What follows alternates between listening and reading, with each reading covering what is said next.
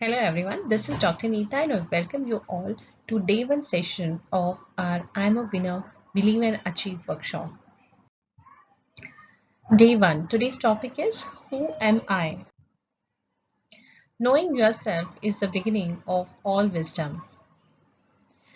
To truly know yourself is the most important skill you can ever possess.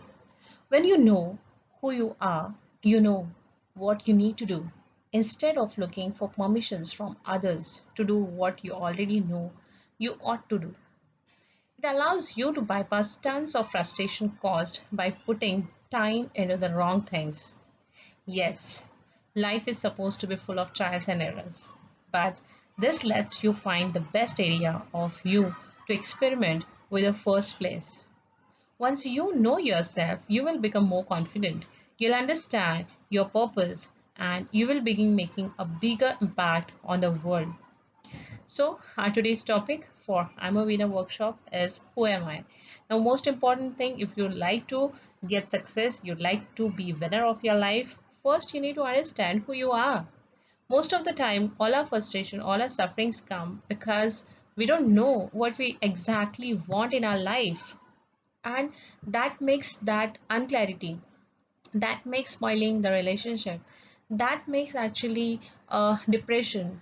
All this kind of problems comes, pain comes, suffering comes because we don't know ourselves. So firstly, what happens is we actually get into some kind of fascination, and we actually forget our true purpose, our true passion, and we are doing something which actually we don't want to do. And that's why most of the time we are getting pain or sufferings. Many of the time it happens we are into some job which actually we don't like the nature of work we are doing, we don't like people around us, we don't like our boss, but still we are just doing it for the sake of earning. Why we can't choose for another option? Actually there are several options, but still we are continue doing the same things again and again. So try to find out what's the problem, where the problem lies. If not this, then what? If not this, then exactly what are the different options I'm having? And if not this, then exactly what I want? Try to identify, try to understand yourself and do things which actually you would like to do, not just because someone else is imposing that things on you to do, not just because some kind of problem you are having and that's why you are doing. No, find out your choices, what you like to do, what are your hobbies, actually what is your passion, what are things that you love to do, which are those things which after doing you find yourself so much comfortable and you get enlightenment, you feel lighter after doing those kind of work. So just try to find out all these kind of things and you will find so much good experience, good feeling after actually finding that purpose. It's magical. So firstly, if you want to be winner in your life, you need to know who actually you truly you are, and what exactly you want in your life, what is the purpose of your life, what exactly your goals, your aims and objective of your life, why you are here today. All these kind of things you need to find out first, then and then only you will actually get that stability in your life. And if you know what you want, then and then only it will be easy for you to work on it. So that is the first step to be a winner. Now let's see, there are several steps to find out your true self. So here are 6 steps you need to take in order to know your true self. The first step is be quiet. You cannot and will not be able to know yourself until you take the time to be still. Many people don't know themselves because any sort of silence scares them. It's too uncomfortable to be alone with every flaws starting back at them. But it isn't until you get alone, evaluate yourself, and are completely truthful with yourself that you will actually be able to see every facet of your life. the good and the bad. Be quiet and discover your true self. Observing yourself is the necessary starting point for any real change. Now, why actually we need to be quiet if we want to find our true self? Because if there is any kind of frustration, if there is any kind of problem, why it has actually occur or exist? Because your subconscious don't know what exactly you want, and that's why it is confused. And because of that confusion, you are getting depressed, but you are unaware of it. Now, firstly, you need to actually get in touch with your subconscious, your unconscious. And once actually you get in touch with your subconscious mind, your subconscious will understand what is there beneath. If you will work at a very superficial level, at the conscious level, your conscious level don't know what is there at the down, like at the beneath. And if you don't know what's there inside, whatever you will work at the upper level, actually uh, it's not going to sink inside. So to get all those things sink inside, you need to actually work at the lower level. And to get in touch with the lower level, you have to establish contact with your higher self. And for actually getting connected with your higher self, you need to become quiet, stable, calm. Then and then only you can establish that connection. And that connection is the step that we call as meditation. Within meditation, you experience that relaxation, and that silence actually make you get contacted with your own higher self. It's again a cleansing process of your mind, just like every day you cleanse your whole body by any several ways. In the morning, actually we take bath and all these things we are doing to make ourselves, our body healthy. What exactly we are doing to make clean our mind? There are several things which actually we have actually taken it, and we have just block ourselves with those things which are unnecessary things, but still we are holding them. Now we need to wash out those kind of grudges, whatever pain, whatever kind of problems or trouble we actually suffer with. We have to release everything. We have to actually forgive people. We have to forget things or whatever mistakes we have done. And because of those mistakes, whatever consequences has happened, okay, that's fine. We are human being and we may do some kind of some mistakes also. So we are not a god, or we are not that very powerful a personality which may do everything right. No, it's not possible. As we are human being, we may do some mistakes also. So we have to actually forgive ourselves, and again learn to forgive others. So all these kind of things we have to learn, and within that quiet mindset, we can identify all those kind of things, and whatever is unnecessary, that stuff we need to release. Once we release, we clean our mind. If we clean our mind, we get connected with our higher self, then we will understand what lies beneath. That level we could actually able to access, and once we are actually able to access that level, then we'll identify that who you truly are, what you want from this life, what is the purpose of your life. So give yourself that time and try to find out who really you are and what exactly you want from your life. Now moving ahead with the second point, that realize who you truly are, not who you want to be.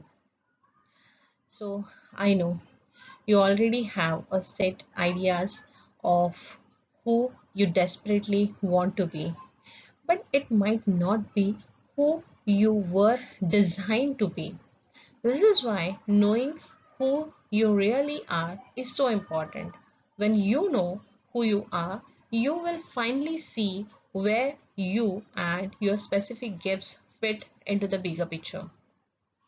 And although there are many points along your journey to help you discover yourself, the best way to begin is to take a personality test and the slightest finder test. If it's been 5 or more years since you have completed either of this, take them again. No, these self-evaluations aren't perfect, but they do pinpoint your top areas of strength. So you can focus on the change you were meant to bring into the world. So now, second point, we need to realize who we truly are. But mostly, what we can see is many times people know what they want to be, but they don't know what is their current status, who they really are, what they want to be. It's clear. Even other know what exactly even many of the time parents decide at the very early stage of our childhood that okay, you are going to be engineer, you are going to be doctor, you are going to be any different sort of thing, like whatever career they may have, or if they are having some business, they may say you will become industrialist, you will become a very good business owner. But that's they have imposed on you, and that's why actually you want to become like them. Otherwise you may have some influences, some stars, or which you find them your idol, your model, and that's why you want to be like them, and that's why you are actually trying to do something. So what you want to be, that is most of the time is very clear, but exactly who you are today, what is your true nature, that actually we forgot to identify. But that is the most important task. If we actually go through it, then and then only we could understand how actually we could reach where we want to be. So the first step is we need to identify who we are today and what is our current status. And for that, you may go for SWOT analysis, you may go for any personality test and try to identify your true nature, who you really are today. What are your strengths? What are your weaknesses? What are your hobbies? What are your passions? What are those things which you are good in? What are those things which you get happiness after doing those things? You need to actually go into self introspection, and then only you will identify and you will realize who you are truly today at the current moment. Moving ahead with the third step, that is find what you are good at and not good at. This might be the most difficult step in the process of finding who you are, but it's necessary one. Sure, it takes trial and errors to find what you're good at. And no, I don't know I don't want you to give up before you have had more than enough attempts. But knowing when to quit is a gift that everyone needs to learn. Quit when you have put in ample time and your efforts aren't giving back in return. What is ample time? Only you can decide that. But when you quit correctly, it isn't giving up, it's making room for something better. When your action do nothing but drain you rather than produce more passion and increase your drive to do more, that's good sign. It's time to focus elsewhere. Your strength will show you who you are. Now, third step, find what you are good at. Somehow it's difficult as compared to whatever we have already discussed, but we need to find out and we need to actually get to the reality. What exactly that things which you could do very nicely, what actually you do, and after that people appreciate you. It may be very small thing, it may be preparing some good dishes or recipes in the kitchen, but yeah, you are doing it with more passion and people like it. So that's your true quality. Actually, you could add up whenever you are having that passion. If your passion become your profession, it's the best thing, because you will do it with a lot of enthusiasm and motivation, because you get peace, you get happiness after doing that. So it's very, very important to find out what exactly those things in which you are good at. Find what you are passionate about. Following passion of any kind is a good thing, and you need to pay attention when it comes, because it indicates an area of life that you need to pay more attention to. If we are talking about following your passion in work, it's a good thing. And if we are talking about having more passion for life, it's a good thing too. Focus more on passion, understand yourself in better way, and you will make a bigger impact. Passion produce effort, and continuous effort produce result. So we need to find out our passion.